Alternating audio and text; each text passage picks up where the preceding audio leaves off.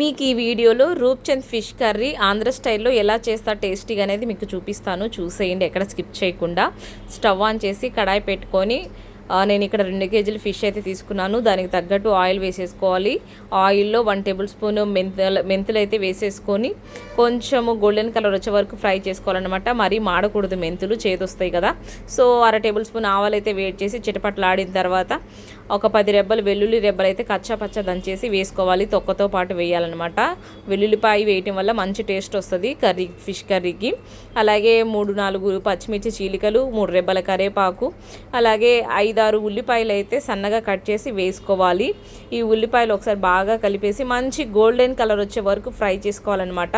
మంచి golden colour వచ్చిన తర్వాత ఇది మంచి టేస్ట్ వస్తుంది కూర అయితే. ఒకసారి కలిపేసేసి ఒక 4 టేబుల్ స్పూన్లు అల్లం వెల్లుల్లి పేస్ట్ అయితే వేసుకుంటున్నాను. ఈ అల్లం వెల్లుల్లి పేస్ట్లో 2 ఇంచుల చెక్క, 5 లవంగాలు వేసేసి మంచిగా పేస్ట్ చేశానమాట. ఎందుకంటే ఇలా చేయటం వల్ల ఫిష్ కర్రీ నీచు వాసన రాదు, ఇంకా టేస్ట్ కూడా అద్భుతంగా ఉంటుంది. మీరు కూడా ఒకసారి ట్రై చేయండి. ఎలా చేస్తారనేది కూడా మీరు కామెంట్లో షేర్ చేయండి. పచ్చివాసన అంతా పోయిన తర్వాత అల్లం వెల్లుల్లి పేస్ట్ ఒక 5 టమాటాలు అయితే తీసుకొని ఇలా పొడవుగా కట్ చేసుకోవాలన్నమాట. ఒక టమాటాని 6 ముక్కలుగా కట్ చేసి వేసి ఒక 5 నిమిషాలు టమాటా మగ్గించుకోవాలి. మగ్గిన తర్వాత ఇలా ఆయిల్ బబుల్స్ వస్తూ ఉంటాయి.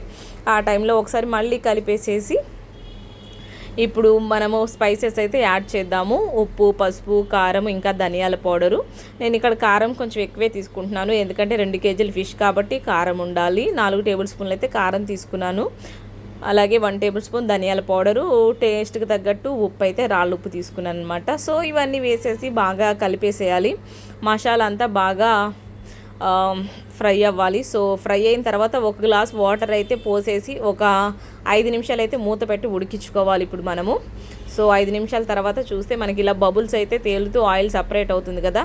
ఈ టైంలోనే నేను శుభ్రం చేసుకొని ఉప్పు, పసుపు, కారం, అల్లం వెల్లుల్లి పేస్ట్ వేసి కలిపి పెట్టిన ఫిష్లు అయితే యాడ్ చేశాను, రూప్చంద్ ఫిష్. ఇది వేసేసి ఒక 5 నిమిషాలు ఉంచి ఇలా వచ్చిన తర్వాత ఇప్పుడు మనము 2 నిమ్మకాయ సైజులంతా చింతపండు పులుసు అయితే యాడ్ చేసుకొని మరొక 5 నిమిషాలు మూత పెట్టి ఉడికించుకోవాలి.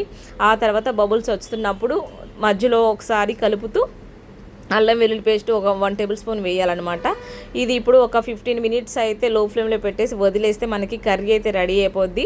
చివరిగా అయితే కొత్తిమీరతో గార్నిష్ చేసుకుంటే సూపర్ టేస్టీ అయిన ఫిష్ కర్రీ రెడీ అయిపోయింది. మీకైతే వీడియో నచ్చితే like and share, subscribe. Thank you for watching. See you next video.